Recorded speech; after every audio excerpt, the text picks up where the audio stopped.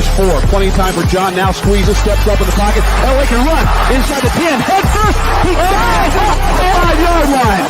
65 horsepower trap. It might pop wide open, Rats. Get in there! Yes, sir, Rats. Nice going, baby. Yes, sir, Rats. High snap. It's no good. The Chargers Here comes the rush. He's sidestepped. Can he throw? He can. The ball flipped forward as loose. A wild scramble. 2 seconds on the clock. Casper grabbing the ball. It is on a fumble. Casper is recovered in the end zone. The Oakland Raiders have scored on the most zany.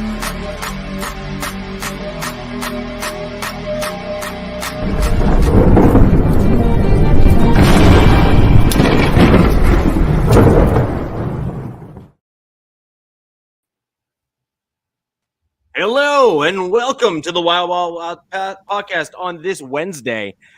Wow, right off of week 1, this is going to be an interesting show, especially coming off a division rivalry game amongst the 4 of us. Wanted to go ahead and introduce all of the co-hosts here again for those of you who are joining us for the first time. To my right here on the screen is Coach Defense of the Lockdown Defense podcast. Coach, how are you this evening? I'm good, man. Boat up, baby. That was bound to happen. That was a read between the lines, I think, Captain Jack of the Captain Jack Rackham channel. How are you, Captain? I'm good. It was a double booger clean for the coach, and that's why he's on top tonight. Because his team, I got the top bump. You know, I can keep up with current events, okay? You know, so that's why he's up on top. Of yeah, let me clean that nose again. You know.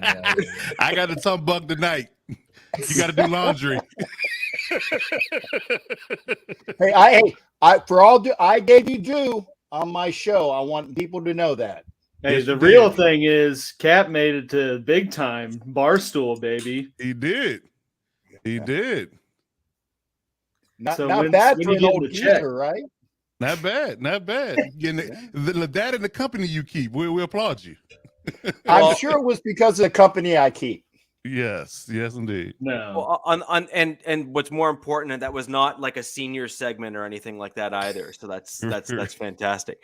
Right. Just He kidding. panned over to the old fogey section. Yeah. Well, but that was him devouring a hot dog or something. You know, yeah. this nostril needs to be cleaned as well. Well, look, Captain, on the bright side, you made it because of both you and I believe your company that you were with. At least you didn't make national news for poking a hole in a hot dog and drinking a beer through it. That's a fact. That's a fact. That's just stupid. Glizzy straws. That's a waste of a good hot dog. It is. It really is. Last but That's not the waste least, of a good hot dog. last but not least, Alex, how are you today? Oh, I mean, I'm sure you guys watched Sunday. I'm doing pretty great. All is well here in the kingdom, so ready to discuss it. Fantastic. And for all of you who are joining us live, I am seeing a lot of familiar names and some new ones. Thank you so much for joining us live on today's show. We have a jam-packed show this evening for you. Lots of stuff to cover, all 4 teams. And Just one. Just one. Just one?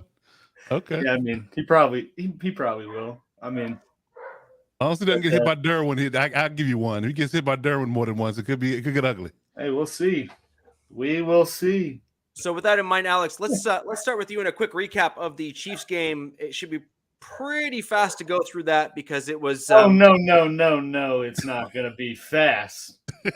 If you recall, I think up to this episode, what did I constantly hear? The Chiefs' offense is just not going to be good. They lost too many weapons. Mahomes isn't going to be able to be as successful. I think that kind of covers it. But pretty much what happened Sunday in an absolute blowout was exactly what I said would happen. A revamped and retooled KC offense with Mahomes being able to spread the ball around. I mean, he completed passes to 10 different receivers in the game, went for 360 and 5 touchdowns. You can't really have a much better week one, in my opinion. So pretty much, things are looking good. Like I said, kind of glad they came out and played like I knew they could, and sort of proved me right to some degree with just sort of the different look of the offense and so many people getting involved. I mean, Clyde Edwards-Helaire had 2 touchdowns. I left him in my bench in fantasy because I did not anticipate him doing anything. So I think that just kind of goes to show, this is what I said it is. They are who we are who we thought they were.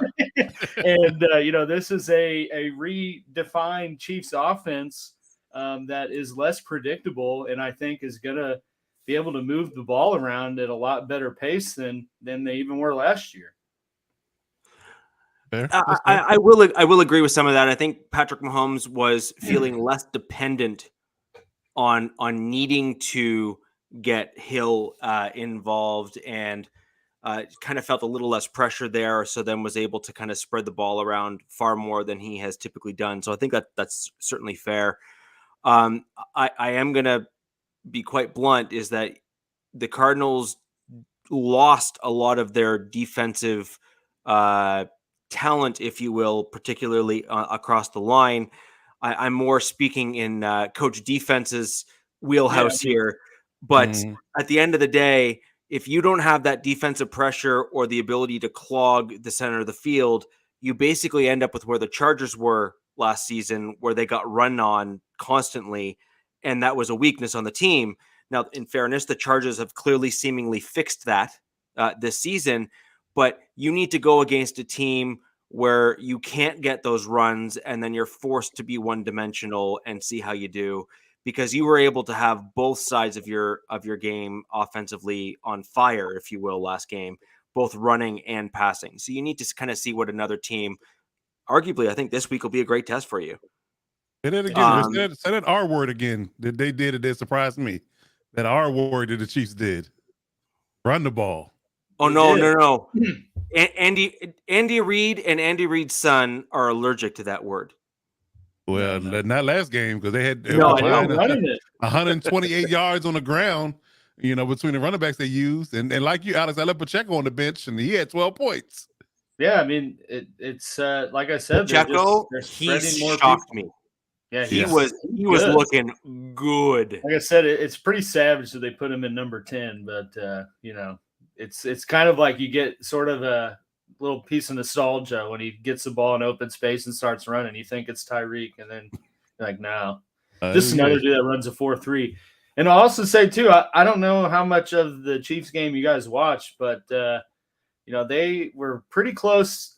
It's very clear that McCole Hardman is like the new in the Tyreek Hill role in terms of some of the routes he runs. And there was 2 throws that Mahomes made that you could tell he was still throwing with the mindset that it was Tyreek, but he was barely off. And I think you're going to kind of see that progress as we get into the season.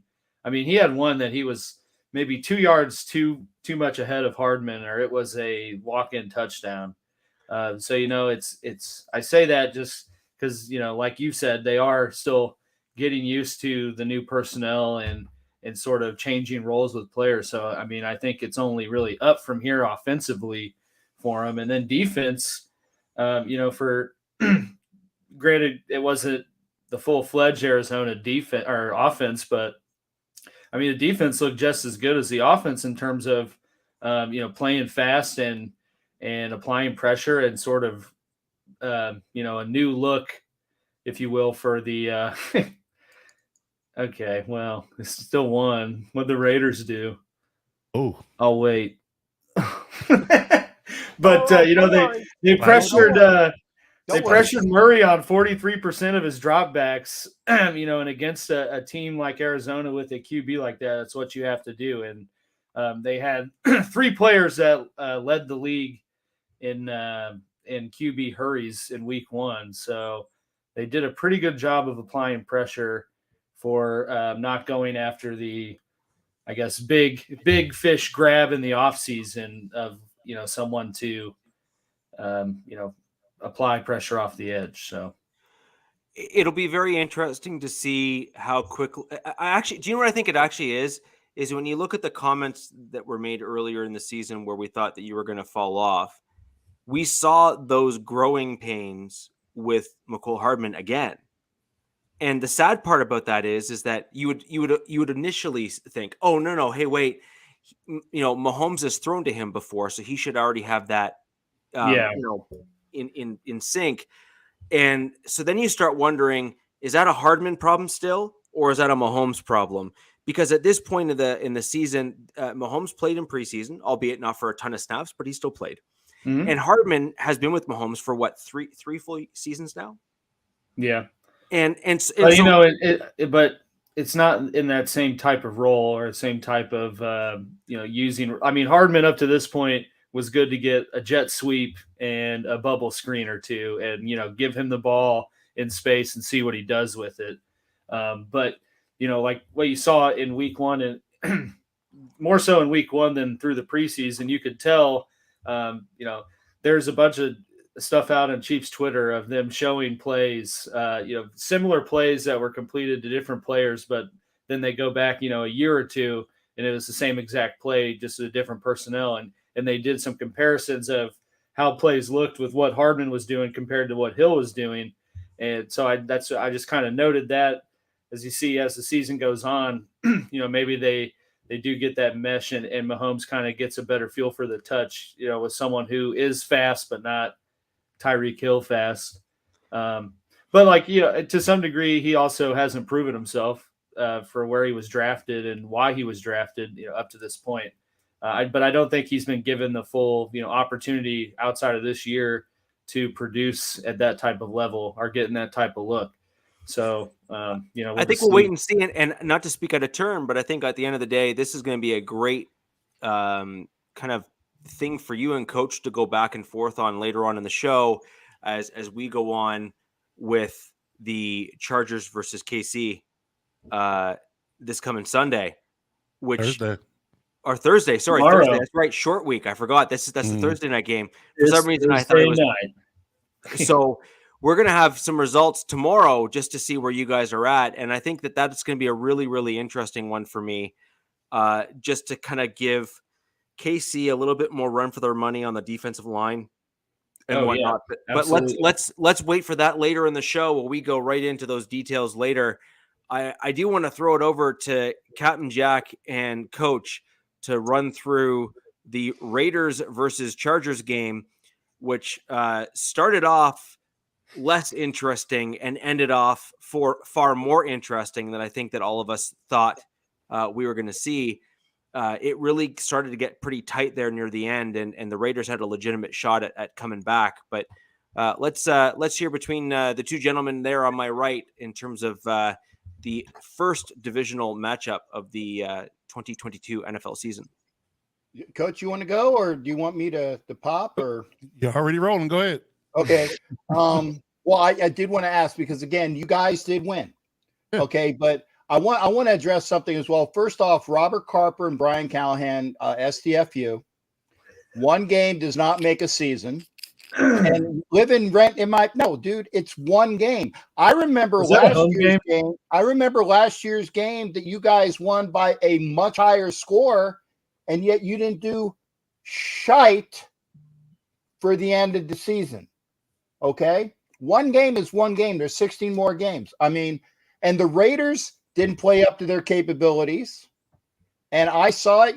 Carr was underthrowing a bunch of people. I don't give a crap what he said about he was being too aggressive. Again, Brian Callahan, one time, Richie. What is it?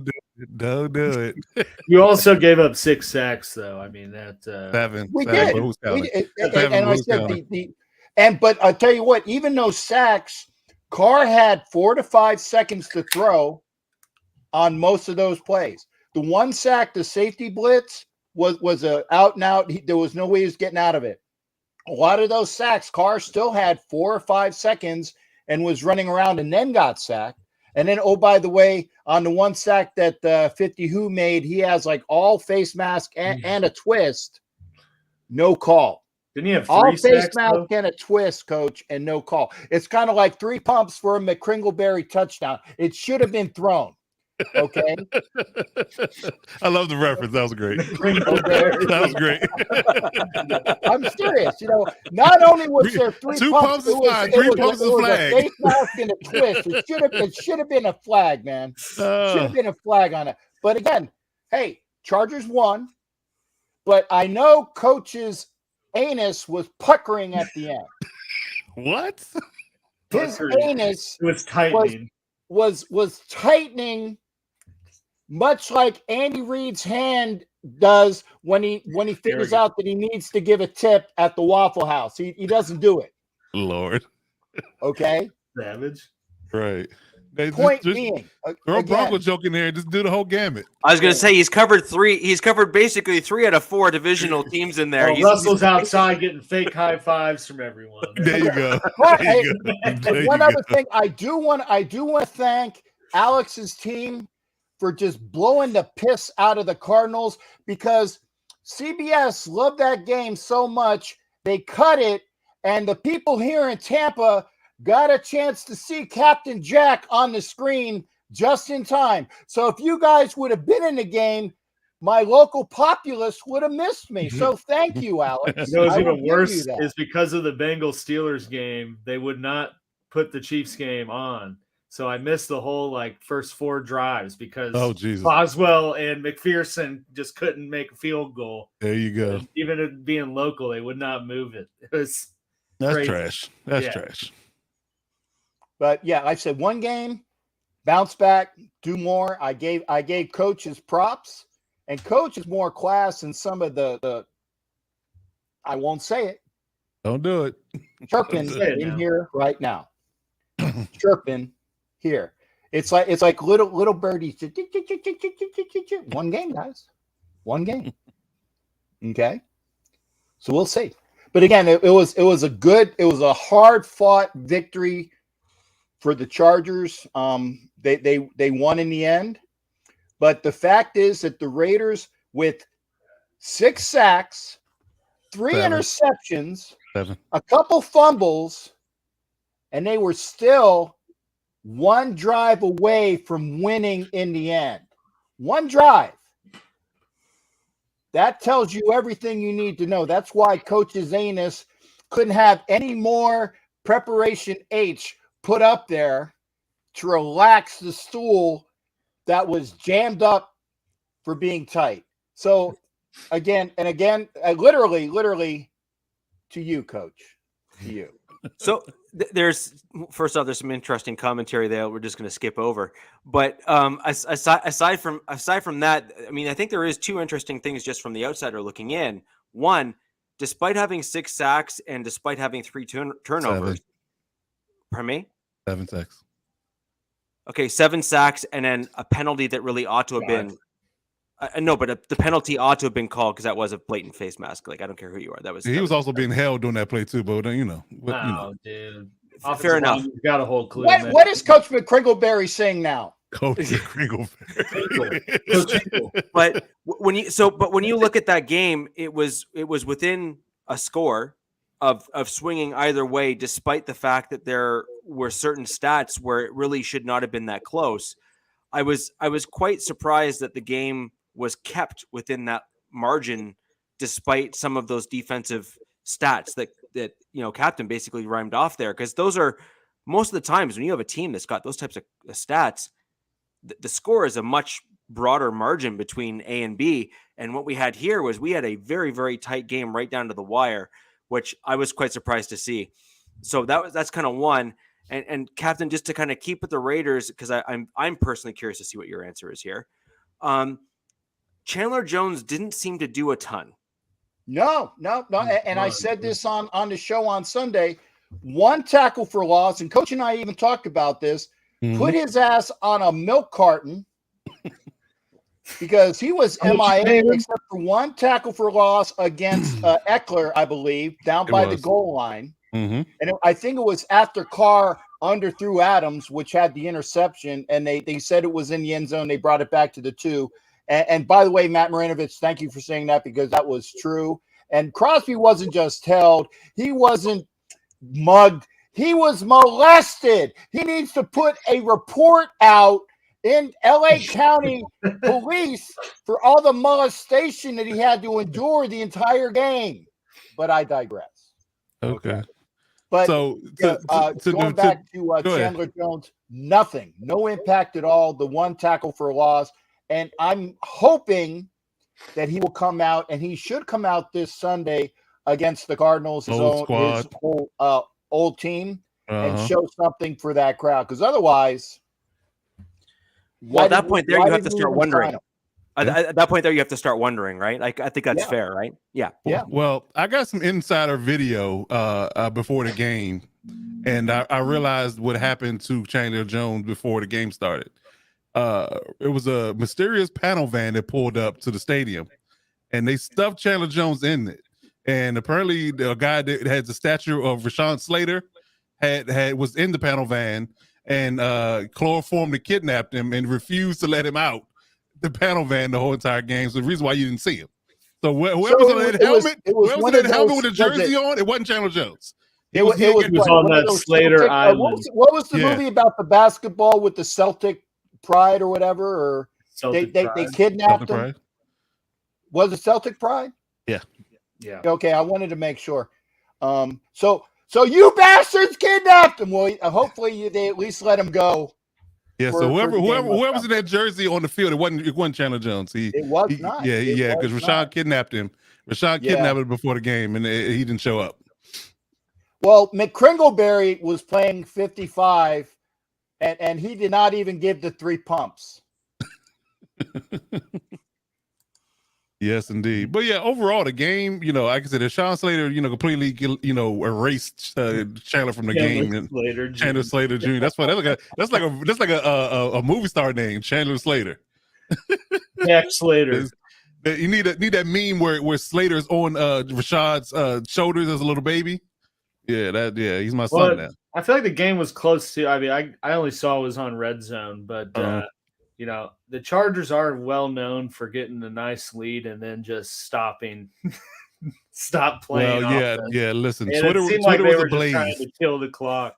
Yeah, and this is what gets me about certain coaches, at least from an offensive perspective, is that they get a lead, and especially if your defense is playing well, they get conservative with their play calling because they don't want to be the reason why you let the other team in the game, calling a risky play, forcing the turnovers. They get real conservative with their play calling. What Joe Lombardi did in the bottom end of the third quarter into the fourth, and the reason why they were ultimately allowed to get back into the game because we were giving the ball back in punts. Now, granted, our punter was kicking the heck out of the ball, but yet again, you're giving them opportunity after opportunity instead of holding. Swinging, man. Yeah, he was. But again, you gotta let him cook. Just like everybody say, let Russ cook, let Herbert cook. You gotta let him throw the ball. I understand that Keenan Allen, his safety net was no longer out there and things of that nature, but you got Mike Williams and company out there, and clearly DeAndre Carter was having a good game. So ride hot hand. Carter really stepped in for you. He guys. did. Everett with the Everett was beasting too. He just backed into that dude for 5 yards. Pretty much. You just like, you're coming with me. we're going for a quick ride. So yeah, I mean, overall, I think outside of the play calling, again, I think somebody made a comment in the chat that said coaches can tend to fall in love with their defense playing well too. They're like, well, they can't move the ball on us. So we're not worried. So we're just kind of go into our bag and just kind of ride the wave until the clock runs out. But you got to stay on top of them. You got to literally put their foot on their neck and then make them submit. You make them tap out, then it's all good. But that type of attitude can't exist coming this week. You're gonna have to cut the throat. If you don't cut Kansas City's throat, I promise you they will be in the game in their entirety of the game. That's why we lost the last game against them in OT, because we were up on them. We fumbled a couple of times, let them back in, and then guess what? Now it's a ball game. It always does, though. Yeah, it's a ball game. So if you're gonna go after them, keep going after them until it's insurmountable. And at that point, you can relax. But until then, especially with divisional games and how important they're going to be down the stretch, you got to cut the head off the snake and let it be. So, but overall, I mean, I'm satisfied with the run defense for sure. That was a breath of fresh air. I did love that. The acquisitions that we had gotten in interior were great. Their plays really stout. And of course, the pass rush was excellent. And to Cap's point, that a lot of sacks that Khalil and company had were coverage sacks because the back end of the defense was holding up well against the receivers. Without J.C. Jackson, I'll give a little bit of that. I still think that the run defense is still TBD because the Raiders didn't do the much running the whole fourth quarter. And unfortunately, some people don't realize I missed the third quarter because of an altercation in the stands. People that saw my show Sunday will understand about it. But they stopped running when Jacobs was, and I had to read about it in the stats because I didn't see it because, again, I didn't see the third quarter. But Jacobs was running well, and then they stopped. Well, stopped using him. But that's the thing. Typically, teams do that because at one point we were up 14 points, so they're trying to rush and get back to the game. They kind of take a back seat to the running game and throw the ball more. This was when we were down one score, but they had run Jacobs to set up that score to be down one score, from what I'm understanding. So if you're down one score and you use the run, good, continue to use it because it's working. And the other thing is that, and I saw a couple different times when they were trying to throw the fade pattern to Adams, it was basically would have come right in my lap. It had. I got a question for you about that too. I'm sorry. Go ahead, Alex. What? Well, I just wanted to looking at the stats after the game, it just seemed like. They forced the ball to Adams a lot. And he got his stats. But, do you think that type of signing, at least as it looks, is going to kind of hinder their offense?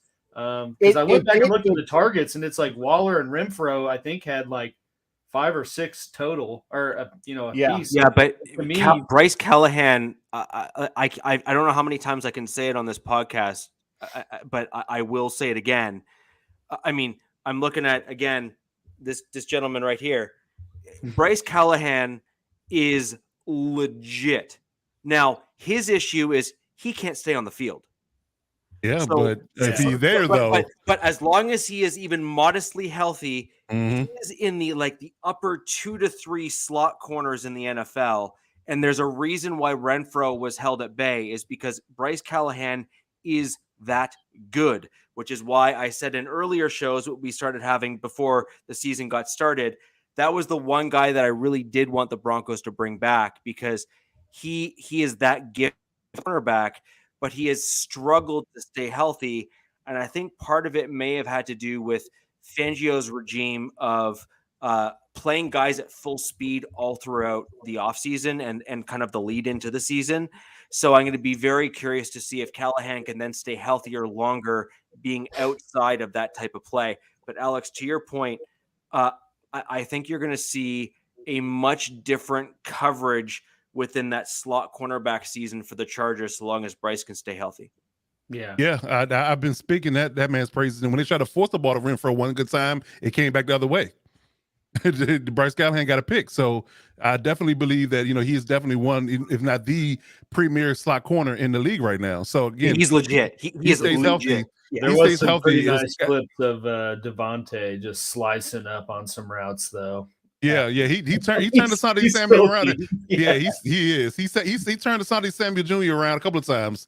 As a matter of fact, he got him twice in one play. The one play he caught for a long, like a third down, and it was like a 30-yard pass. He turned him around at the top of the route, and then he came back and juked him in the middle of the field. So it's ridiculous. His route running is filthy. I give him is like he doesn't even look like he's moving that fast. I know he's a 4.5 guy, but his suddenness and his agility, man.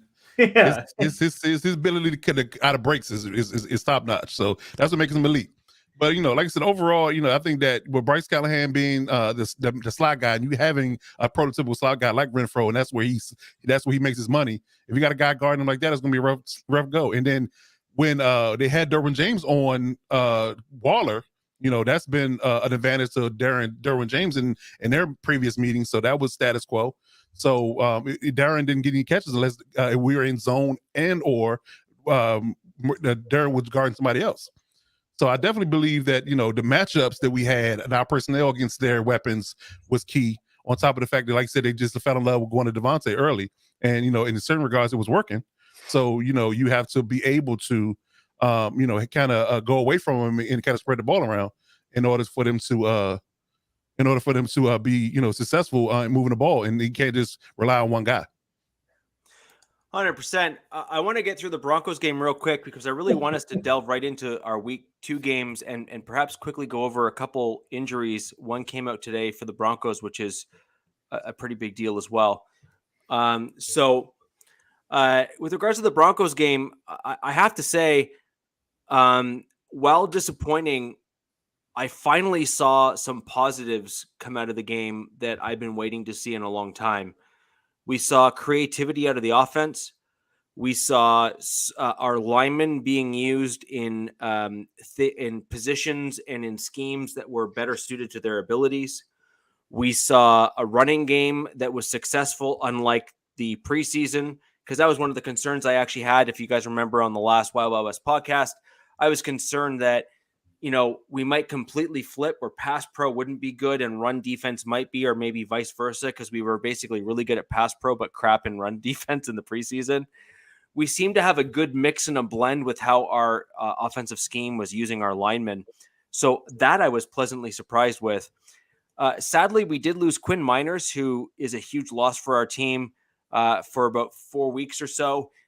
He got hurt in game, and we ended up seeing Graham Glasgow, who turned out to be a bit of a liability in that game. So that's going to be an interesting one coming up in the week ahead. And sadly and unfortunately, as part of the injury report out of last game, Justin Simmons had a quad injury, and he has now been put on IR. Damn. So that'll be a pretty big loss because he is a quarterback of the defense for the Denver Broncos in the back end of the field. I personally expect to see Caden Stearns fill in that role. And I am less concerned about Simmons dropping out because I've seen some excellent play from Caden Stearns in both preseason and last season. But Simmons is no doubt going to be a huge loss for the defense just because of what he does for the defense in terms of kind of quarterbacking it from the back end and trying to put people in the right spots and having them do the right stuff. So I think that's going to be a pretty big loss for the Broncos defense from that perspective. But in terms of the game, we had a toe tap out of bounds. We had 2 fumbles on the 1 yard line. We had a not being able to push just a little bit further at the goal line to fall into the actual end zone. I mean, there was 5 touchdown passes that, likely should have been in a normal game situation. And so I am not as negative on that game as I would have otherwise been if I didn't see the actual promise from the offense that I saw in some of the positions that I saw. And yes, Saubert almost had that stretched out touchdown in the back end of the end zone.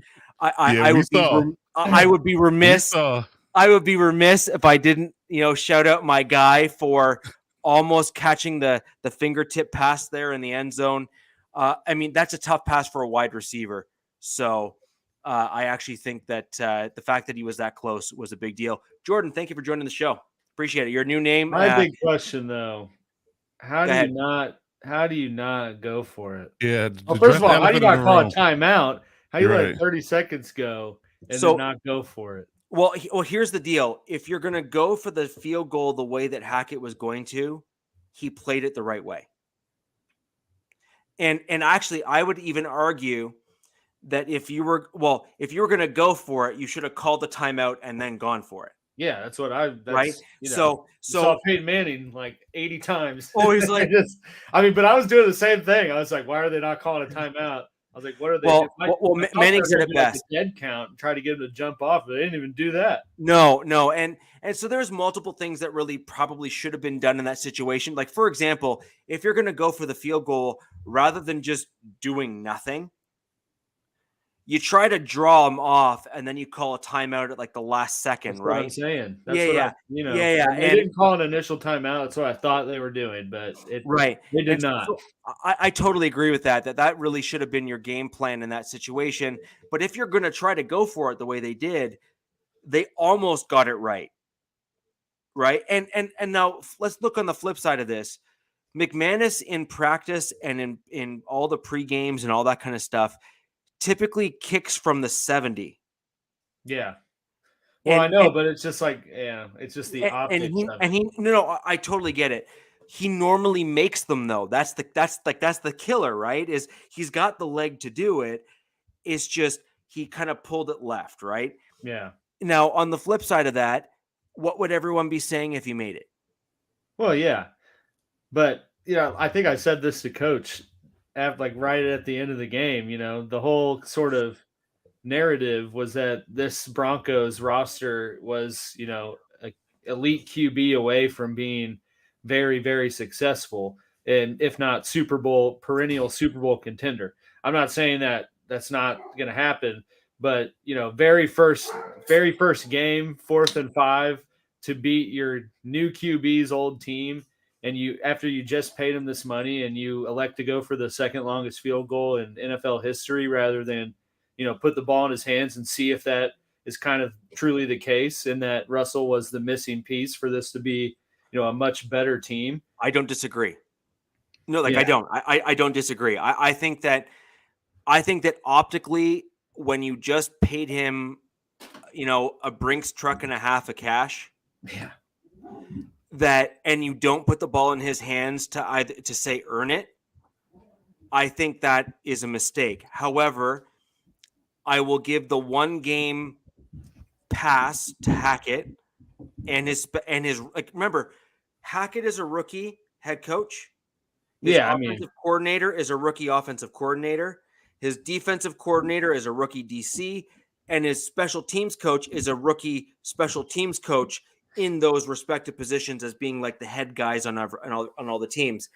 I am willing to give them the one game pass of hearing a vocal leader on the Broncos team in McManus to say, I can do it. Let me do it. Let me do it.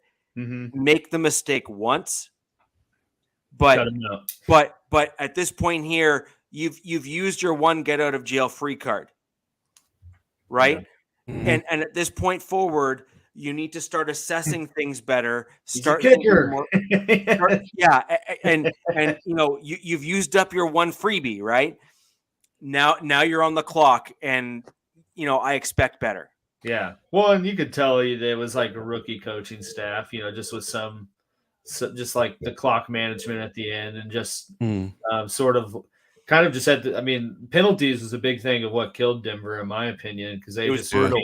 It was like everything was just, you could just tell it was just sort of undisciplined. That just kind of comes with a new staff and learning new things and a new scheme. That stadium, that stadium was loud too.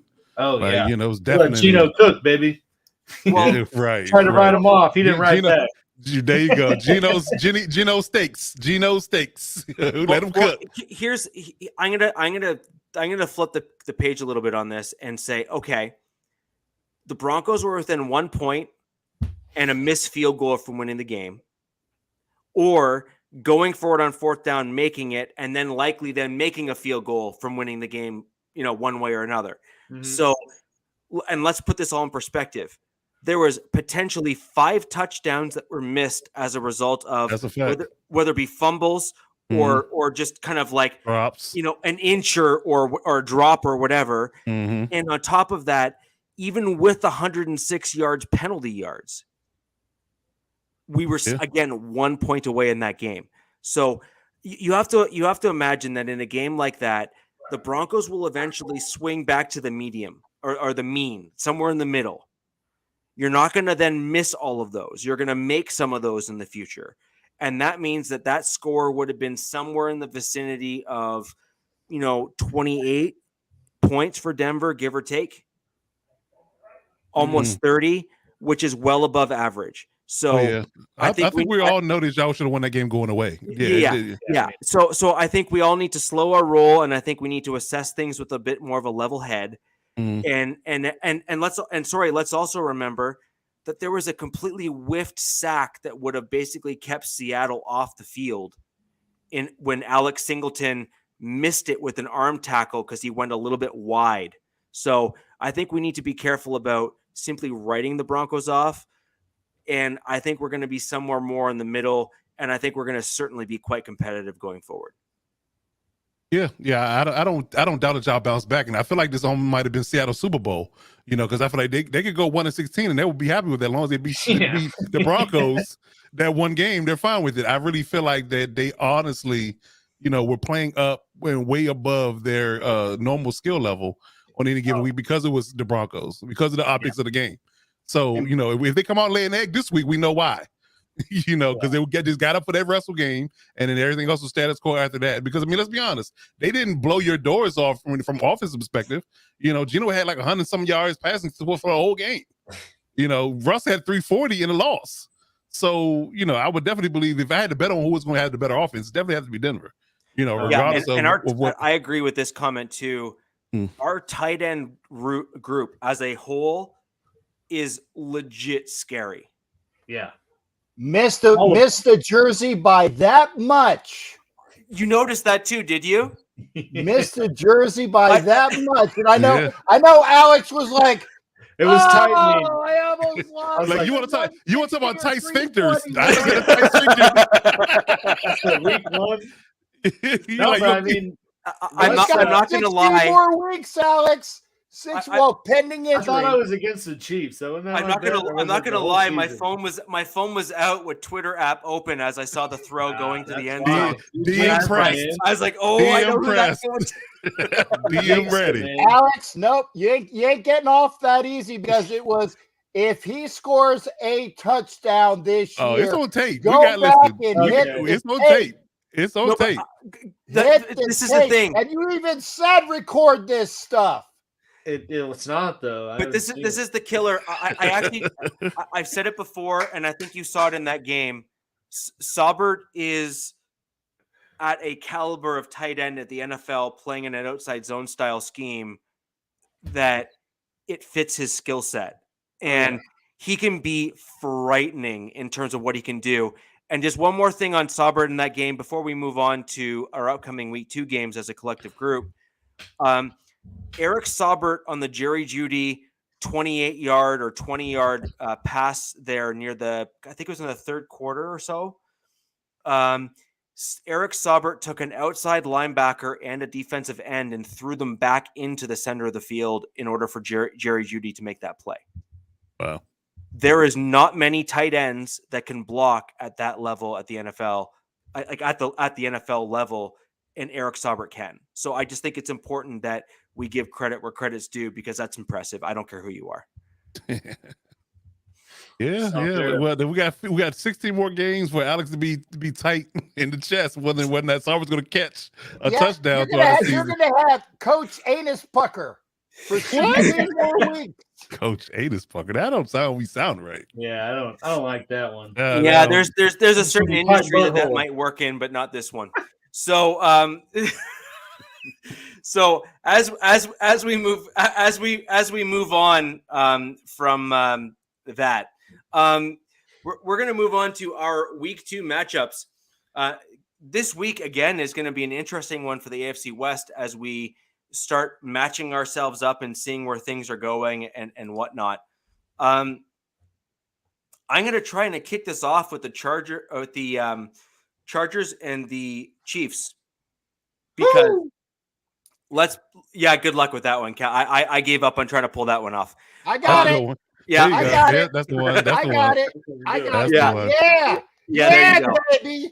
Don't threaten me with a good time. So let's go ahead and kick that game off. I personally think that's going to be one of the best games of the entire NFL week coming up tomorrow.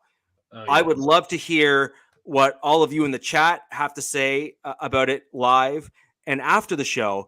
Go ahead and make your comments below about the upcoming AFC West rival game with the Chiefs and Chargers. Who do you think is going to win and why? And we'll tell you either if we think you're right or wrong, and happy to go in a volley back and forth to see where we all land on it. So, Alex, I'm going to throw to you first, since you seem to be quite confident after your first week 1 romping of the Arizona Cardinals. Where do you think you're going to be? Yeah. I do think it's going to be a good game. I think it's going to be a close game. I can't remember the exact stat, but it's been like the last 10 outings have been like a combined, like each team averages like 30 plus points. They're just offensive shootouts. And both games last year, frankly, came down to the very end. The one in Arrowhead, Chiefs had a chance to win in the fourth. And then, Chiefs fans know what happened. Well, and Chargers fans too know what happened at the end of the other one on Thursday night. We got the new Amazon Prime telecast. Interested to see how that goes. We got a sort of throwback Arrowhead with the red end zones. It's going to be a pretty sick environment. It's going to be loud. Chiefs Kingdom's going to show up, and I know, make some noise, and it's really going to come down to, in my opinion, both offenses are going to put up numbers and score, and it's going to come down to who protects the ball more, and probably who has the ball in that last possession. Because I think it's going to be a close, 38-35, some kind of fluke, need a field goal or a walk-off touchdown by either team to win. But, I think the Chiefs win at the end of the day. DZ's comment here is every little boy's dream. I am curious though, with it being a streaming service, how like CBS or Fox, they always have to, abide by the FCC guidelines and do the delays. And yes. Yeah. So, and I'm curious with Prime being, not really affiliated with that and its own streaming platform, if they're going to do that stuff, or if we're going to kind of get an unfiltered look at the NFL to some degree. I mean, you still hear them chirping when they go and film the huddles. I think that's an interesting point, because I've been thinking about that. On the live broadcast, they've made some slip ups where we'll just say some 4-letter words have made it through to the broadcast that they would prefer not have. And oh my gosh, I know. But with Amazon Prime being a streaming service and not subject to some of those same issues, it's going to be very interesting to see what that in terms of how that looks. Yeah, no, is this like the HBO of the NFL streaming service, right? Yeah, because it's not, and it's not on a primetime cable network, or I don't think has to abide by those same types of regulations. So, well, I think the ultimate question is when there's a naked streaker, are they going to blur everything? Yeah, well, they can't. This is basically the HBO. This is the Game of Thrones of the NFL now. You're going to see it all. There it is. No, but I had myself on mic. I said, "Hey, somebody say anything about a naked streaker?" And then Oh man. Wow. So is that why you missed the game, and that's how you got on Barstool? He filmed you right before you went streaking. Yeah, you're gonna go streaking. Call Cat Frank the Tank. Yeah, there you go. Frank the Tank. Frank the Tank. Hey, I hope at least several of you caught that reference, because that was brilliantly done. Good for you. Callahan, you going? Are you going to the game? Say let's all streak tomorrow. Oh wow. Coach, I think we'd be remiss if we didn't hear from you in rebuttal to some of the things that Alex had to say. I think that in particular, some of the things we saw that Arizona was not able to do, I think the Chargers will be able to do. And with that, I throw it over to you. Yeah, I think there's just some interesting nuances to this game based upon injuries and potential play and not plays.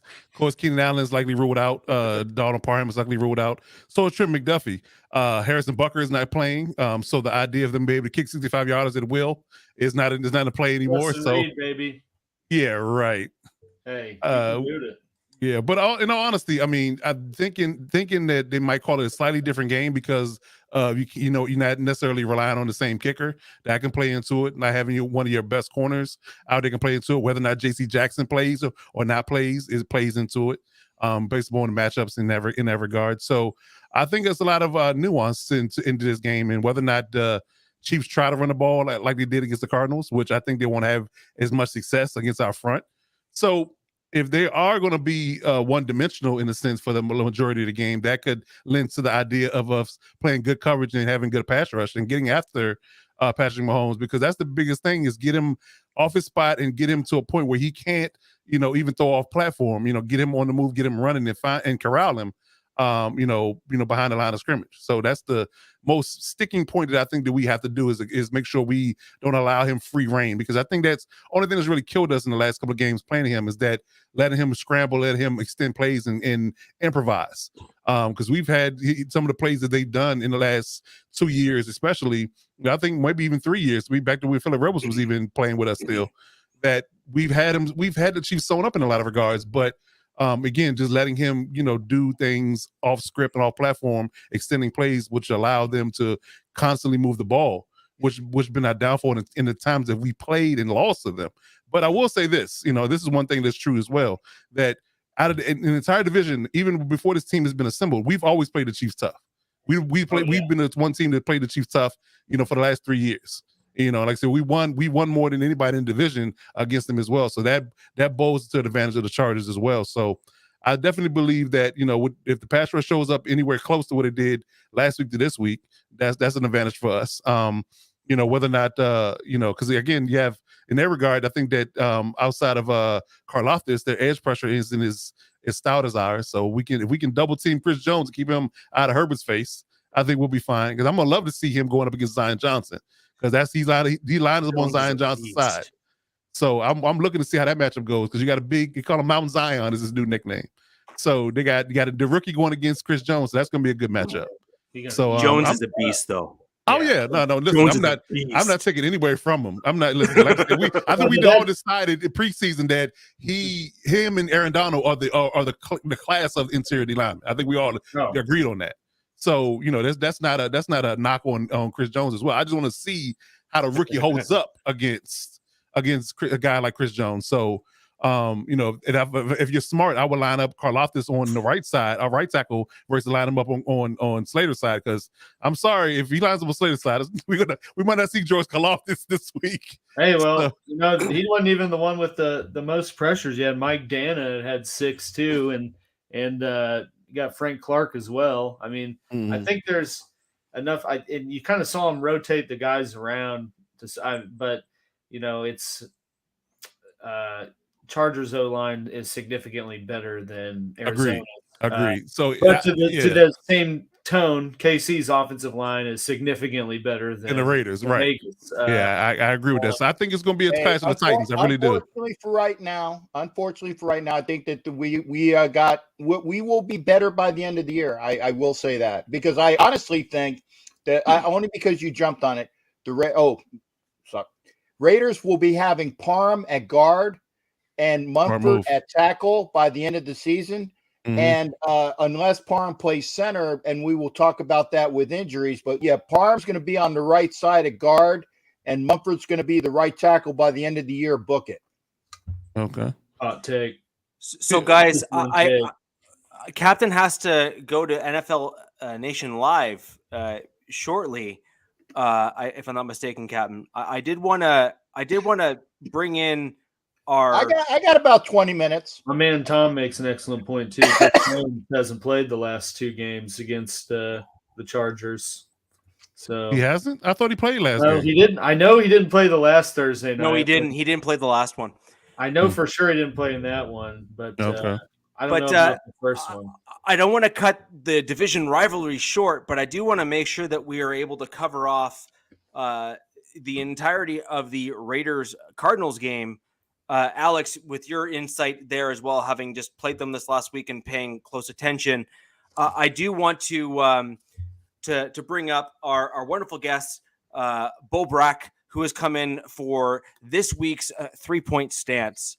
You guys bear with us for a moment. We are going to go ahead and bring up Bo Brack for the 3 points that the Cardinals need to do to beat the Las Vegas Raiders this week.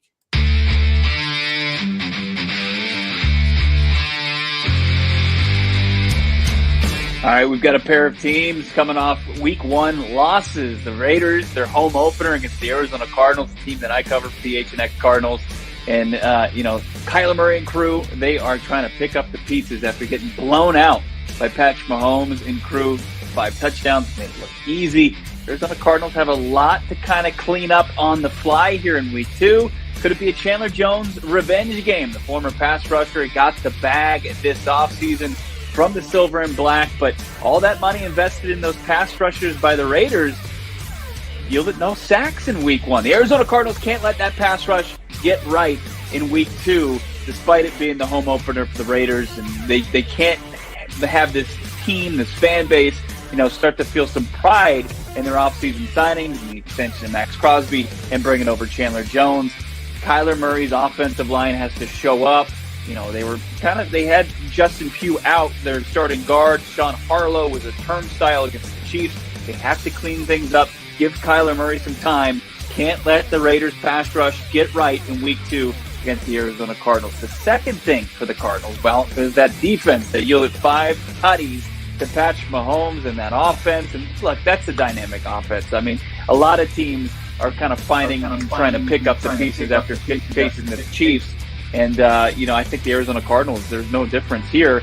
They have to find a way to generate some pressure against Derek Carr, the guy who threw 3 picks against the LA Chargers in week 1, didn't take care of the football. Really, the only guy that showed up on that offense was the newly acquired Devontae Adams. Look, he can eat, but the Arizona Cardinals have to figure out a way to kind of slow down, like the Chargers did, those other parts, like guys like, Hunter Renfrow. Darren Waller had a nice game after signing a big extension, but the Cardinals, their defense, 2 separate occasions in week 1, they give up 3 consecutive touchdowns on 3 consecutive drives against the Chiefs. They have to be better than that. The way they can do that, generating pressure, it's going to have to come from some unknown places. We know about Marcus Golden, but they're going to have to get more pass rush, more pressure from some guys like Victor Dimukeje and Dennis Gardeck. And the number one thing for the Arizona Cardinals to bounce back and avoid an 0-2 start, Kyler Murray, after inking a $230.5 million contract extension, has to play like that caliber of quarterback. Now, he had a nice game,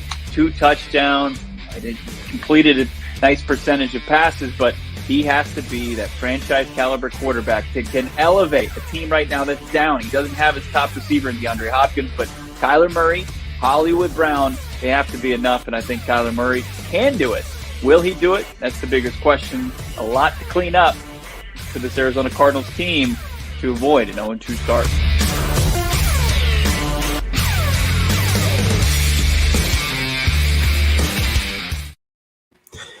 That was I was Bo jamming, Brack. man.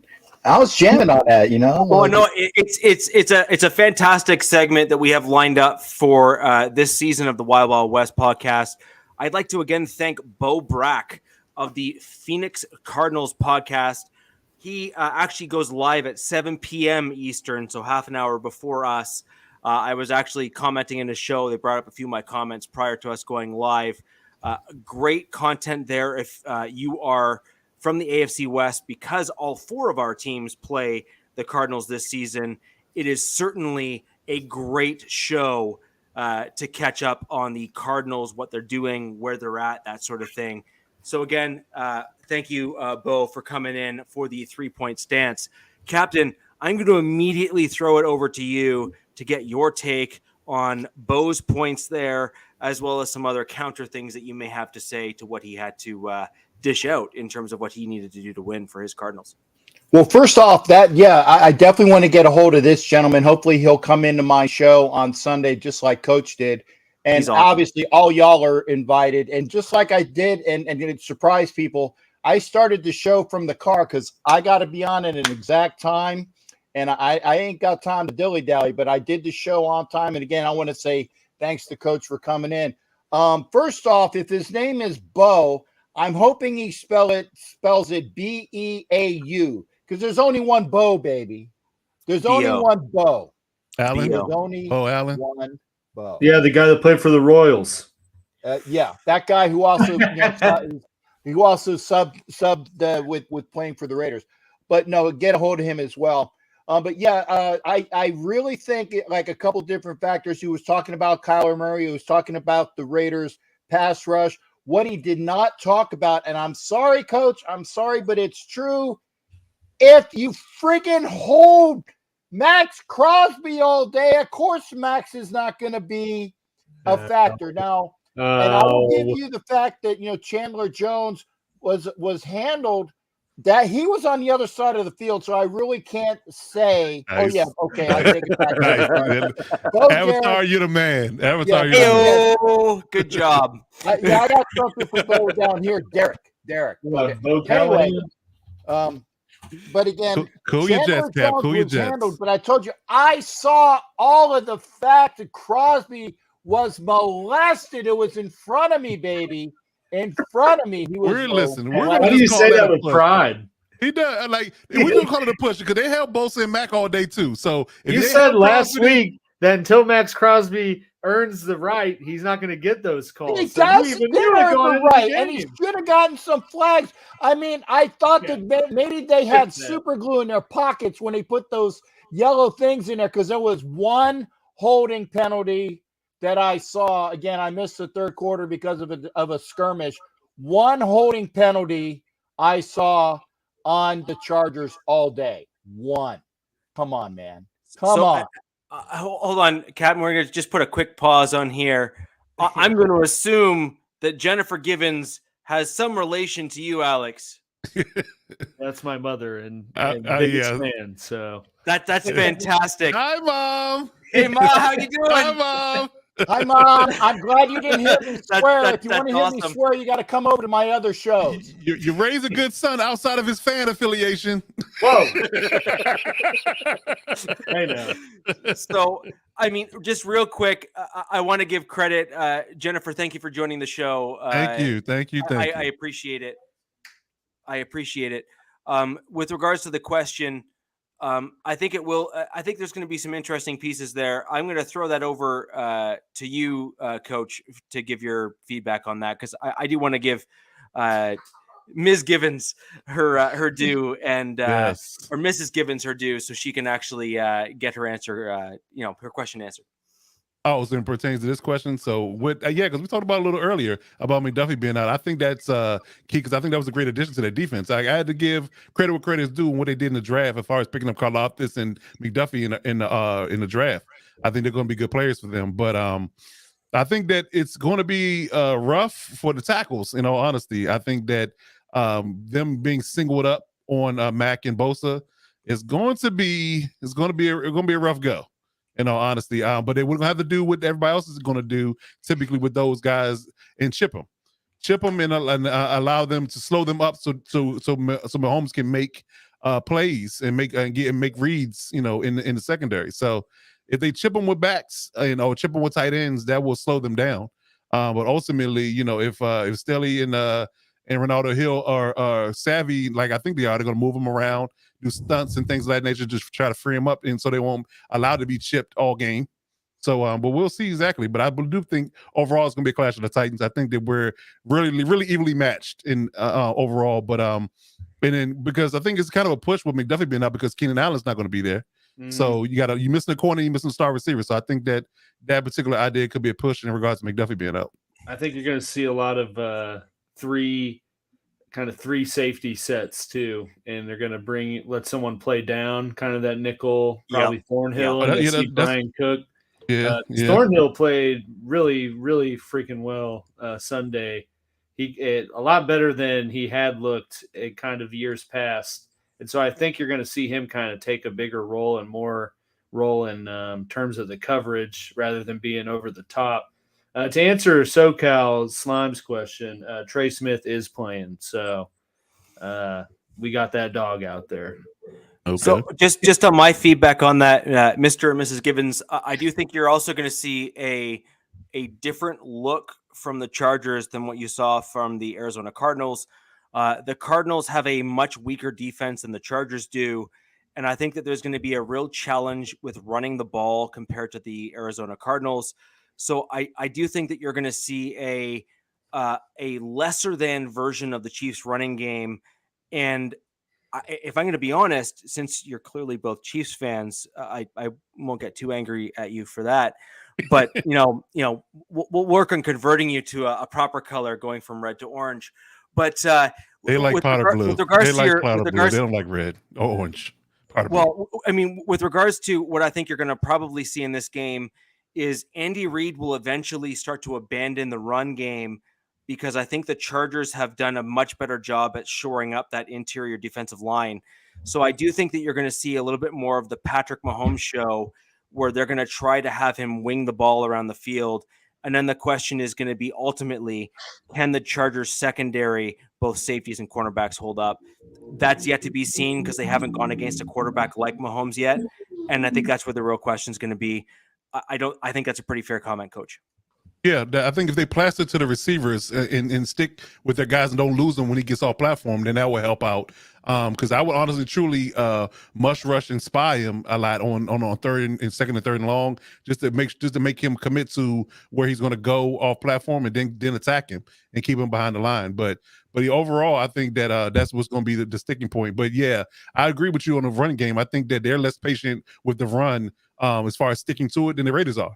So I think that if they stop them early and often, I think they're going to give up on it and let it be the pass show. Let it be the Mahomes show. So I'm right with you there. Agree. So I appreciate the questions. I think those are phenomenal questions, actually, because they really kind of get into the nitty gritty of football a little bit more. My background is rugby, but I have, as a result, I actually have a pretty huge affinity for like the running back positions and the lines and stuff, just because those are the types of players that I can appreciate, because that's the type of style that I used to play. So I have a little bit more understanding of kind of what it means to play those types of positions. Captain Jack, I want to go over to you to kind of finish out your Raiders take from that 3-point stance video and Bo Brack. And yes, it's B-O, not B-E-A-U. I'm sure. And please have Bo get a hold of me if you can, because I'd love to have him on the show. Or he's great. He's phenomenal. You should see his show. No, I'd like to. Yeah. When I have the time, because I don't want to go in. I bored you guys with how much little time I have. But get back to the facts. If Max Crosby is not friggin' held as much, or if they actually friggin' throw some flags, okay, I think it'll be better. I think that Chandler Jones is going to have a good game this year. Well, actually, that's a Freudian slip. I hope he has a good game this year. I'm hoping he has at least a good game this week against the Cardinals, because if he doesn't, that was a lot of money wasted on somebody that hasn't shown crap so far. Tito's like Raider Eeyore, man. He has us losing all the time. And he's a Raiders fan, by the way. But I think that the Raiders defense played well against the Chargers. Remember, 24 points from the Chargers. They only had 7 in the last quarter. So I think that they can do that with a depleted no D-Hop on the Cardinals. So that's going to help us out. Yeah, Arizona's secondary is pretty bad. So yeah, they're not good. I mean, outside of Buda Baker, who's the only. I mean, they traded for the Raiders sloppy second, so we kind of know what they are. And they try to act like Isaiah Simmons is like a Derwin James type player, and he's not. So I expect Waller will have a pretty monster game against Arizona.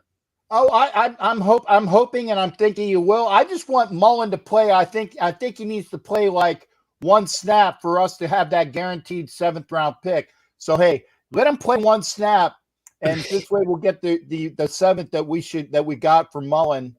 But I'll go that. But yeah, the Raiders will, if they do a decent game plan and actually do more run, and then feed the ball to here's a plan: open receivers, and not just force feed Devontae Adams because he's the best friend of the quarterback. You got Waller, who just signed a great deal. You got Renfro, who signed a good deal, and I'm sure whoever is covering Renfro is not going to be as good as Bryce Callahan. Okay? They won't. You got Renfro, you got guarantee. Waller. Absolutely, and you know what? That's a guarantee. I can promise you It'll probably that. be Mullen. Yeah, well then he's going to eat Mullen alive. Okay, you got Hollins, who was open a lot and got one pass and one catch and good, and of course you got Tay and you got Tyron Johnson. They're gonna eat on the Cardinals defense. I really say that. Run, pass, eat them up. Okay, because I want to see a big game. And again, Chan Jones needs to put out. And I think that the Raiders defense played well enough to win. What'd you say? What? Wait, what? You say Wait a what minute. now? Wait They're a gonna minute. It's a family show, man. Wait a minute. Hey, I know that girl. You need Anyway. to put out what? Well, no, she doesn't put out. Dude, That's that the was a real problem. Sorry, McCringleberry Mom, you don't move need to there. hear this. Anyway, Oh man. you guys are making me look bad in front of Alex's mom because I'm being natural. The Raiders offense will be just fine. The Raiders defense will step it up again. And I think that they need the game plan better. McDaniel really didn't show himself that he is that magical person. So he needs to do that better.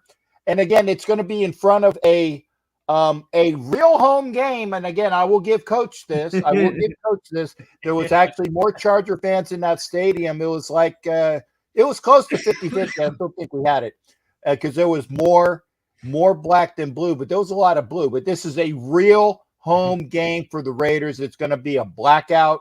I'm going to be there.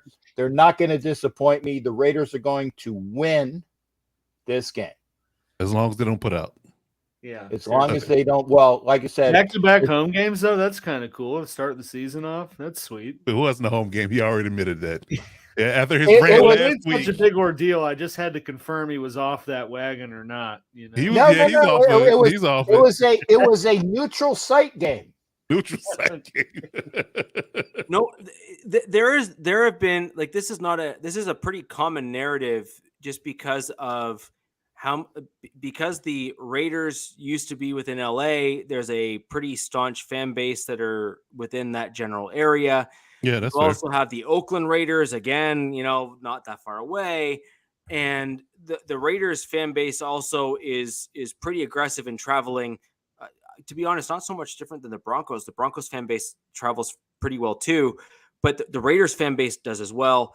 And I think that's part of the reason is that the Chargers, up until when they got Herbert, didn't really have a huge swell of fan base, and now they've kind of surged back. I can't let this go. This has to be posted. Yeah, I was reading that.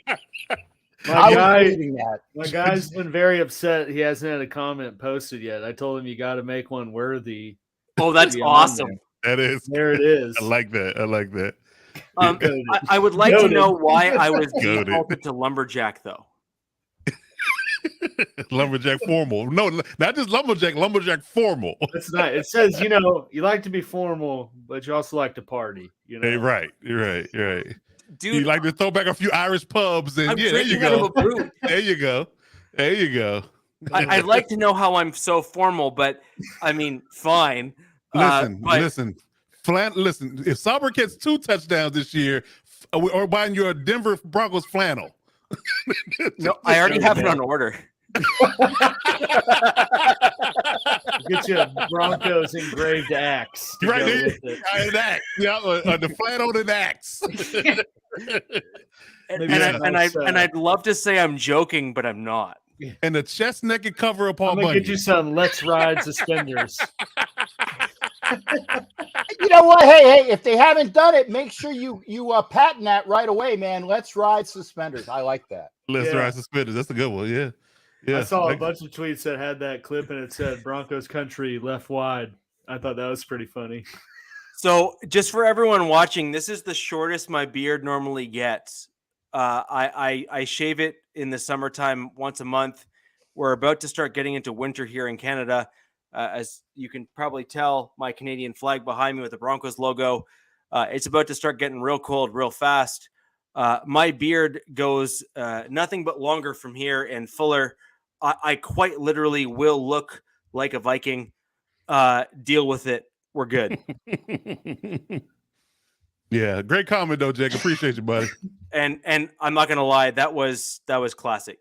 That was good. That was good stuff. That was classic. It was the gabagool. The gabagool.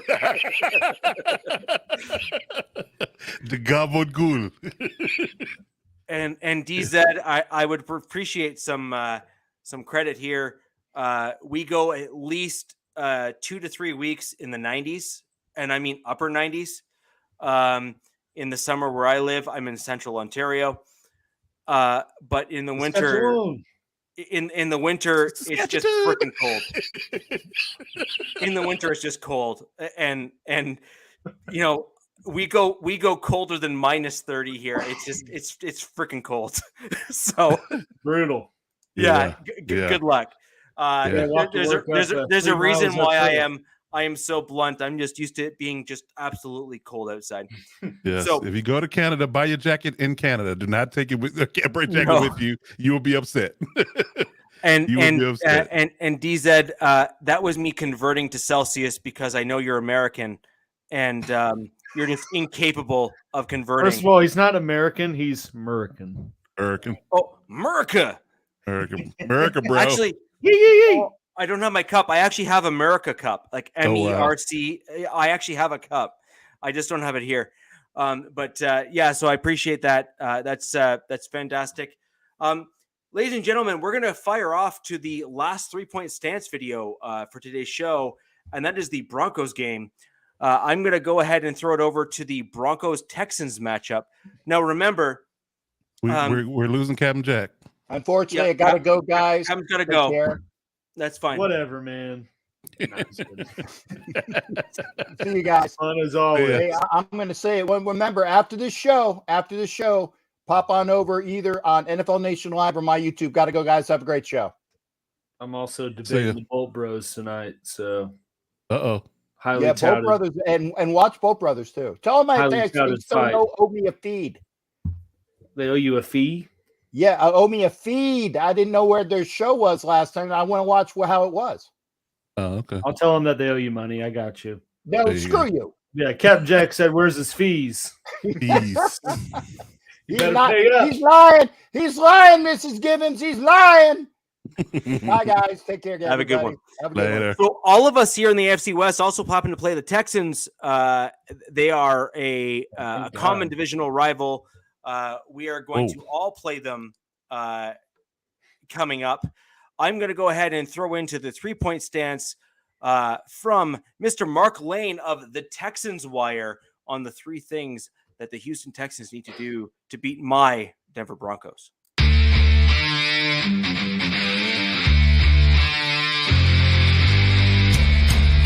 Hi, I'm Mark Lane. I'm the managing editor for the Texans Wire. You can follow the Texans Wire on Twitter at the Texans Wire, and you can find the Texans Wire online at texanswire.usatoday.com. You can follow me on Twitter at the real Mark Lane. So, with the Houston Texans coming off of a tie, their first in franchise history, it's incumbent that they get a win against the Denver Broncos in week 2 to really get the taste of that stalemate out of their mouths. So if they are to beat the Denver Broncos at Empower Field at Mile High, they're going to have to get the run game going. They weren't able to do it, at least not with their rookie 4th-round pick in Dameon Pierce.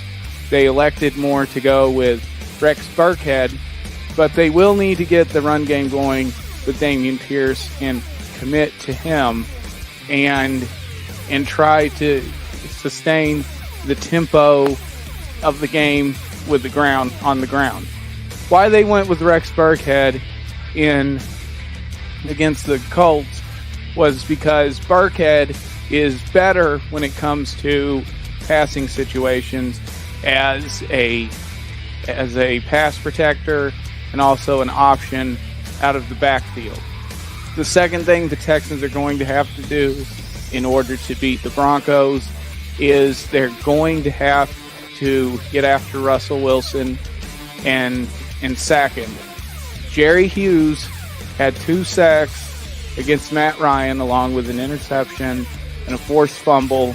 The former Buffalo Bill really seems revitalized playing for his hometown team. After all, he played high school ball at nearby Sugarland Stephen F. Austin High School, so he really enjoys playing for the hometown team. The third thing they're going to have to do is Davis Mills will have to protect the football and try to help the Texans win kind of a slugfest with the Broncos. The Broncos, it seems, haven't yet put things together offensively, mustering only 16 points, going 0-4 in the red zone, 0-3 in goal-to-go situations, and having 2 lost fumbles and that contributed to losing the turnover battle. So things aren't there yet for Denver. So if Davis Mills can protect the football, not have a sack fumble that was lost like he did against the Colts, and just help Houston win a slugfest, then maybe they can start 1-0-1, as if we didn't need any more binary in the NFL, with the old 1-0 computing system. So that's what it'll take for Houston to get a win. According to Tipico odds, the Broncos are favored by 9.5 points. So the Texans once again are underdogs and have a tall task ahead of them.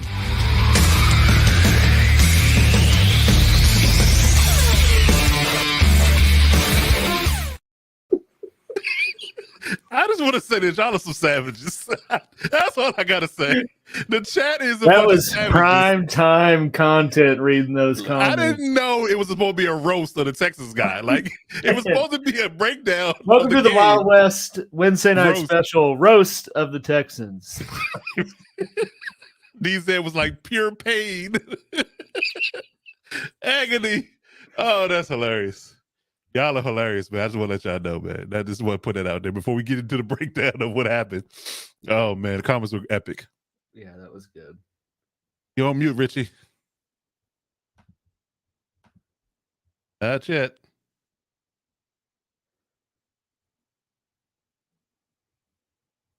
What happened?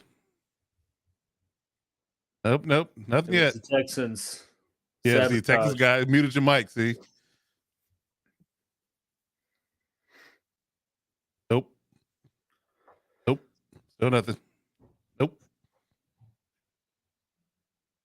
Okay. All right, so Alex, while we wait on Richie to fix his mic, how do you feel about the Texas guy's breakdown of the game? I don't disagree with what he was talking about in terms of running the ball, getting the run game going. I think, I guess I was privileged enough to get to watch the epic showdown that was the Colts versus the Texans, or the game that wouldn't stay off of my feed. Right. And I got a sense that it just seemed, that for them to be successful against a better offense in Denver, in my opinion, they're going to have to control the game clock. And I mean, Denver showed against Seattle, and I don't think that, I don't think that Houston has any better of a defense than Seattle does. I mean, they got Stingley Jr., who is a dog. I did watch him. He broke up some passes. I mean, he was good. He's as advertised, in my opinion. Yeah, he's a gamer. But outside of that, we had the Damon Pierce hype train. All fantasy made me freaking take him in a draft or two, and he didn't do anything. OJ Howard looked good. But I just think that with the rest of the roster, Houston's going to have to really control the game clock and be able to, have long, sustained drives and keep Russ off the field. Because, like I said, even in that Monday night game, I mean, Denver showed they could score in seconds when he threw that bomb to Judy and kind of really tilted the where that game was heading for Denver. And I just think that I just don't see Houston having anything better personnel-wise to kind of stay the course with Denver. But I'll say this, man, Denver really got some love to start the year off. Seattle and schedule-wise, Houston. right? My gosh. Right. But, Well, they kind of pooped the bed on the first one, but outside of that, you're right. They did get a little bit of love, but I would say that it's. Can you guys hear me? There you go. Boom! He is. There he is. Boom! There he is. I had to literally completely unplug everything and replug everything back in. Thanks. That's messed up. But probably cat. I actually agree with what you guys were saying in terms of, I think it's going to be an interesting game. I think it's going to be a lot closer than people think. I also think that Davis Mills is not getting enough credit. He has outplayed what everyone has thought he was going to be at the NFL level. That's a fact. And frankly, anyone who's not giving him credit really needs to, look inwards and look at how his play has been on field. He has been, man. He's that good. Like Yeah. he is that good. I mean, listen, local writers are writing him and saying he could be the next franchise. So, well, but that's the thing is they got rid of Deshaun Watson for him. No, but let's be honest. I don't think Davis Mills is having 40. I don't think Davis Mills is having 40 massage therapists. No. Davis Mills has one massage therapist, so they know they're good. That's why they kept him. That's why they kept him. Yeah. Jesus. Like, Mills, you ever got a massage? What's that, coach? Yeah, keep him. Yeah, sign him up. Yeah. Draft him now. Sign him up. But I think it's going to be an interesting game because the Texans clearly have more defensive pieces than I think they're being given credit for. So I think that's going to be a really interesting thing for the Broncos to try to scheme around. They have done well in the draft. They have done well in the draft. They have. And so I think that what you're going to start seeing is a need to scheme specifically for weaknesses on their defensive in their defensive game plans to try to exploit some of those weaknesses and then game plan around the issues. So what'll end up happening is you want to try and force your opponent to work around what you're doing, which then allows you to kind of control the pace of the game. And I think that's what the Denver Broncos are going to have to do here, because I actually think that the Texans are going to surprise the league a little bit, almost like I believe the Jaguars are going to do.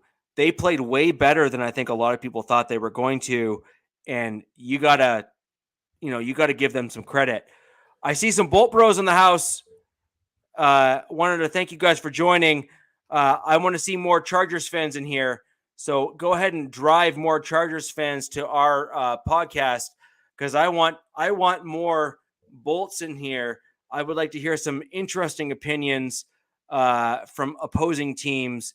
I also want our opponents to come in here, because I really do want to hear some interesting stuff in terms of people that think that I'm crazy. I also want to hear people call me an idiot. That would be great for some of my takes, because I think it's important to be challenged in life in terms of what your opinions are, so you can either prove yourself or not. And I'm one of those weird people. What can I say? I think it's really interesting in terms of how the Broncos are starting the season. We really should have won that first game if it wasn't for our own mistakes. And I do think there is some merit to some of the comments that have been made from folks to say that we held out all of our starters in preseason. I do think that hurt us a little bit because we were making so many changes for the Broncos.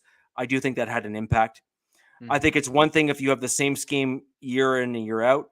I think it's another thing when you're making changes, when you start holding people out, because those veterans still need to learn the new system too, and they need to gel. And I think the Broncos were in that position, and I think we saw the outcome of what happens when you sit all of those veterans in preseason. But looking ahead to the Texans, I think we're going to have to adjust accordingly. I think we're going to have to use certain players to exploit some of the weaknesses on the Texans. I think that their run defense is a weakness. and I believe that the Broncos' run game is a strength. And if the Broncos are going to win, I think that's how we're going to do it. Yeah, absolutely. Yeah, I would concur. I mean, honestly and truly, I think if y'all just clean up the mistakes, you should win going away. Yeah. The mistakes you had in the Seattle game, you clean that up, then you should win going away. You blow Seattle out of the water if you have half of the penalties they did, and that is a one fact. less fumble on the goal line, and it's a totally different game. Yeah, just play a decent, a somewhat clean game, and you should win. Now, granted, the Texans are going to be a tough out for people. They're going to play people. They play people tough, but I just don't think they have the moxie, if you will, to dominate the league just yet. So I would definitely say that for sure, that as long as you guys stay on schedule, handle business, and don't commit an egregious amount of penalties and don't fumble, turn the ball over, and you should be fine. Clayton, I want to thank you for joining the show as a new member joining us here today. Welcome, Brother Clayton. If you can go ahead and click that like and subscribe button, particularly on YouTube, that really helps us all out. And go ahead and leave a comment after the show. That'd be great. And I know you're coming in from Facebook, so thank you very much. But YouTube is really what helps us out the most because it's the most competitive platform for us to get views from.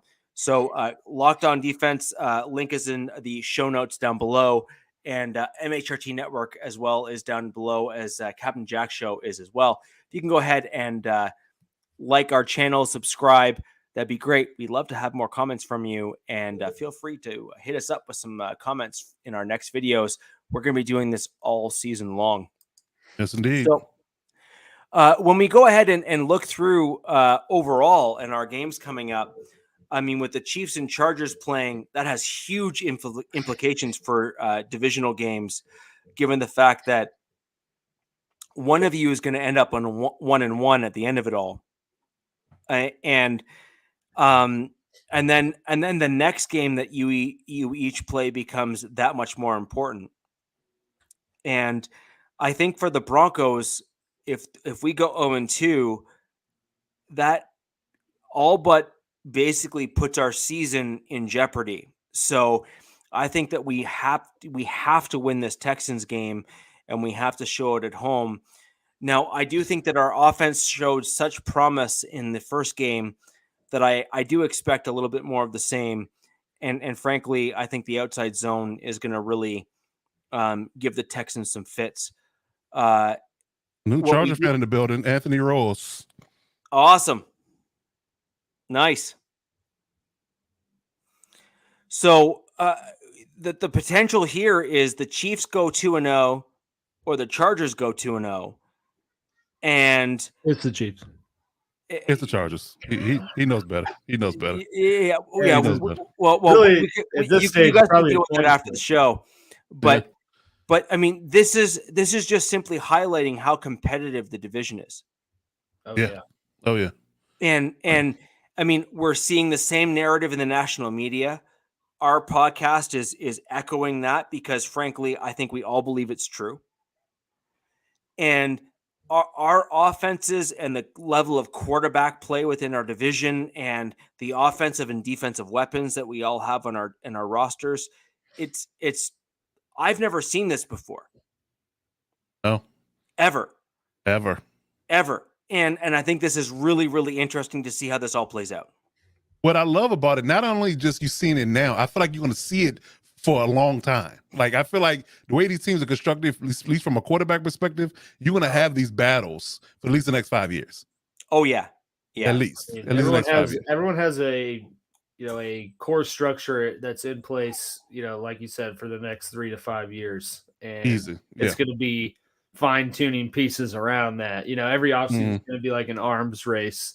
Oh yeah, so to speak of like who signed him first, right? A one-upmanship, if you will. Yeah. You're right. Like, I see your signing and raised you this. Right, there you go. There you go. I would say for sure that based upon the scheduling, like if the Chargers win this game, which I believe we will, that our schedule is much less of an uphill battle than the Chiefs is. That is true. If they go 1-1. Yeah, their schedule a little bit more brutal than ours. So that's right. Good. Then you got Tampa. Right. And right. Vegas, so, and then Buffalo. Well, well, I actually don't think that I don't think that Tampa's going to be as big of an issue for the Chiefs. I think where your big issue is going to be Buffalo. I mean, Buffalo's. Well, yeah, that's without standing. But I would definitely say that I think Tampa's going to, from a defense perspective, Tampa's going to give them some problems. Like their offense might be sputtering, but their defense is locked in. Did you see them Sunday? That defense was ready to go. But how you can't give that much praise to Dallas's offense, man. Well, that's true. I mean, but again, apples and everyone oranges. acts like Dallas is this offensive juggernaut every Right. year, and they're really not. And they lost. No, not at all. Not at all. So, but I would definitely say that it's I think their defense is ready. It's prime time because you got Akeem Hicks and Vita Vea in the middle. You got Tryon and Sharinka, and you got Bird on the edge. You got the two Rockwilders and linebacker, and David and White. Winfield playing. Like he look like his daddy.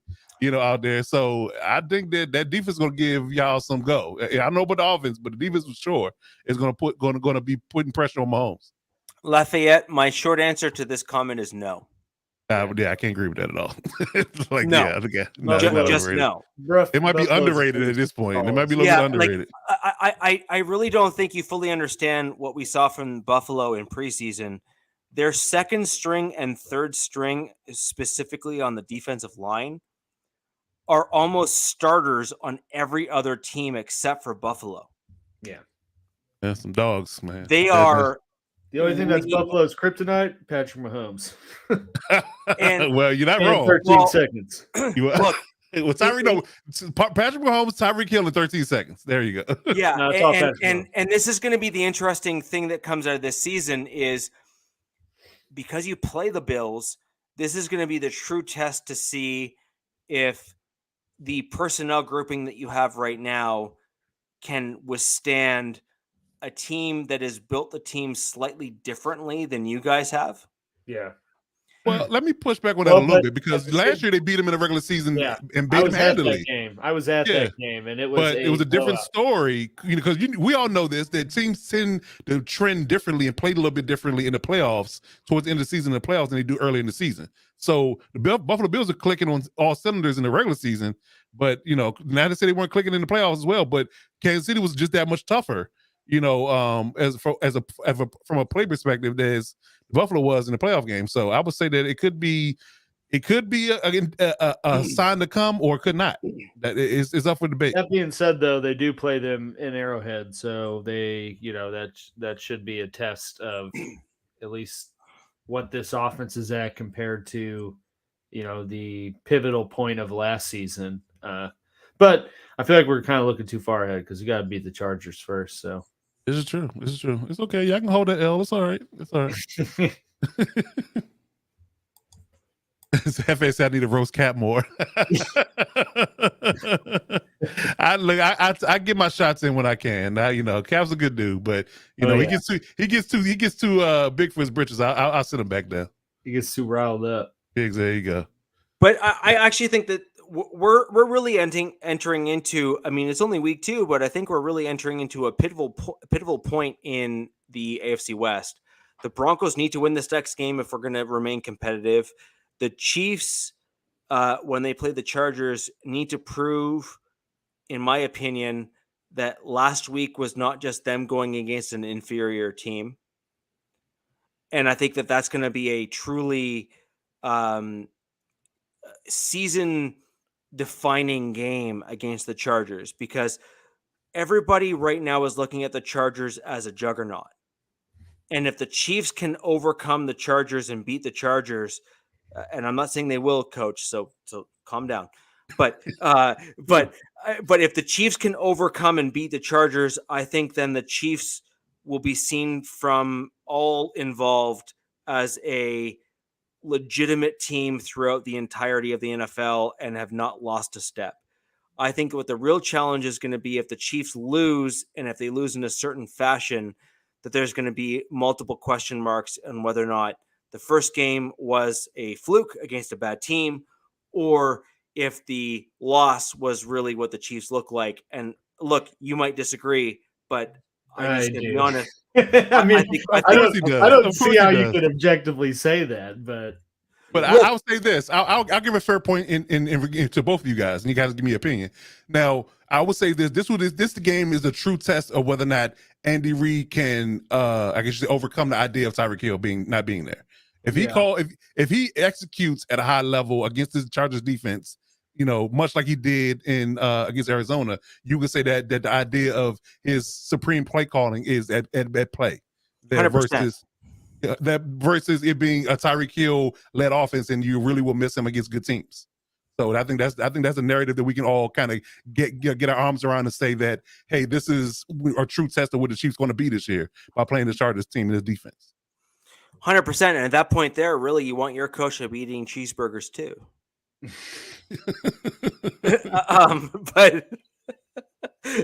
But no, I mean, as much as I joke, I'm this is really a defining moment for the Chiefs because they have altered their team's chemistry, and what the Chiefs have been known for the last entirety of Mahomes' career is the NFL's fastest player in Tyreek Hill, combined with a lesser known tight end who has proven to be one of the NFL's best tight ends at period. Like Kelsey was not seen as an elite tight end coming out of college. No, third round pick. Yeah, he was not seen as but that's my point, right? Like I'm not trying to belittle or downplay him. I'm saying he is that darn good. Don't get me wrong, but he was not seen as the guy he is today. Yeah, he was seen as a maybe kind of sorta, and he has proven to be you shoulda, coulda, woulda. Right. And I think that's a testament to his work ethic and his ability to play the game. Is always open. We just call him 7-Eleven, man. Right. And I think that's a good point. But without the other person to take pressure off of him, can the Chiefs truly balance the ball and play properly against a good NFL defense? Avatar, I've looked this up and I don't disagree with you. Although I'm not entirely sure if it's supposed to be a compliment or not. But, you look like the Broncos OC, so you prove me wrong. Okay. Hey, they're not wrong. I mean, I looked it up and I was like, okay, I see. It might look familiar. GA Patriot, who are your other options? Yeah, I would bet you if where I are you were trying you. to play this dude at? In your flex or your RB2? Like, I need more substance if you want some fantasy output here. I still say bench him regardless, but who are your other options? If your other options are your other options like Breece Hall and someone else, play him. Right. Or Tyler Algier. If you're torn between Edwards-Helaire and McCaffrey and Javonte Williams, like your answer's there. This is true. Right, guys. So, I mean, I think we've really covered off all the games for this upcoming week. I truly do believe that this is a make or break week for a few of our AFC West teams here on the podcast. Mm-hmm. And with that in mind, we're going to end the show here right now at that. And we look forward to seeing you back here next week where we recap week 2 and we delve into our week 3 opponents and what they have to offer. And until next week, guys, this is the AFC West Wild Wild West podcast, where the West Side is the best side. Peace. Yeah.